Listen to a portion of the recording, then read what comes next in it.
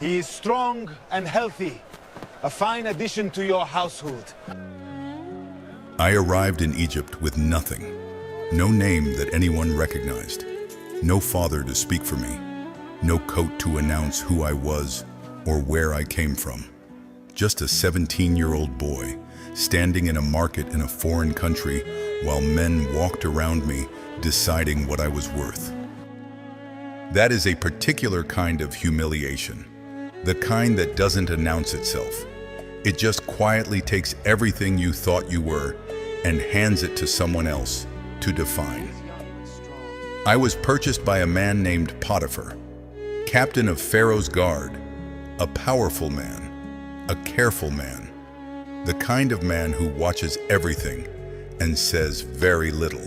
This is not what we agreed upon. It is the best price I can offer. I didn't know what to make of him at first. I didn't know what to make of anything. There is something nobody tells you about survival, about the kind of survival that happens after betrayal. It doesn't feel like strength.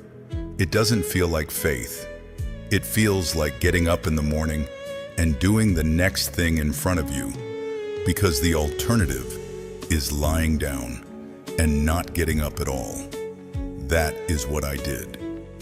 Every day in Potiphar's house, I did the next thing. I swept what needed sweeping. I carried what needed carrying.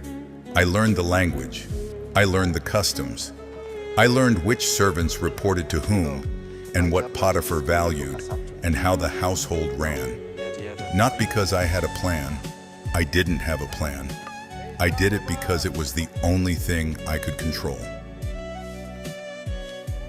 I want to be honest about something.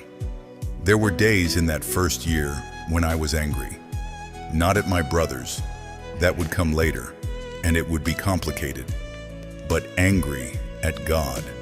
Angry at the dreams.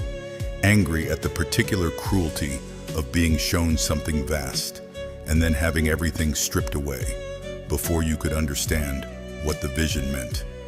I had seen the sun and moon and 11 stars bow down to me, and I was sweeping floors in Egypt. The distance between those two things was not something faith made easy. It was something I had to carry without understanding it. And carrying something you don't understand is one of the hardest things a person can do.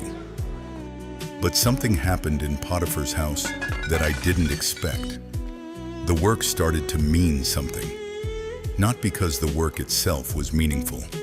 Sweeping floors is sweeping floors regardless of what country you are in. But because I began to understand that who you are in the small moments is who you actually are. The version of yourself that nobody is watching. The version that shows up anyway.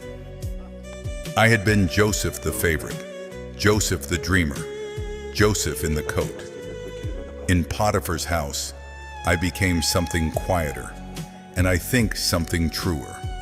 I became a man who could be trusted. Potiphar noticed, slowly at first, the way careful men notice things, without saying anything, just watching.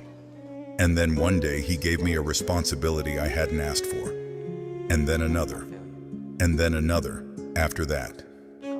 The text says the Lord was with Joseph, and he became a successful man. It says Potiphar saw that the Lord was with him, and that the Lord caused all that he did to succeed in his hands. I don't know exactly what Potiphar saw. I don't know if he would have called it God. He was an Egyptian. His gods were different from mine. But he saw something. And eventually, he handed me the keys to everything he owned. His household, his fields, his accounts, everything except his wife. He trusted me completely. I have thought about that a great deal since. A man who had every reason to see me as nothing, as property, as a transaction, as a foreign boy with no family and no future, chose to see something else. I don't think that was an accident. I think God was doing something in the small, unglamorous years that I couldn't see while I was living them.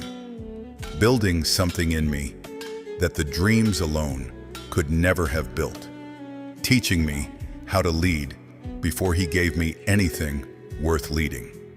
The pit broke something in me. Potiphar's house quietly put something back. Not the same thing. Something different.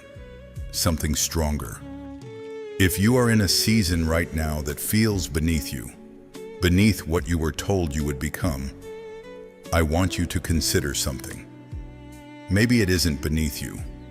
Maybe it is exactly where you need to be. Stay with me.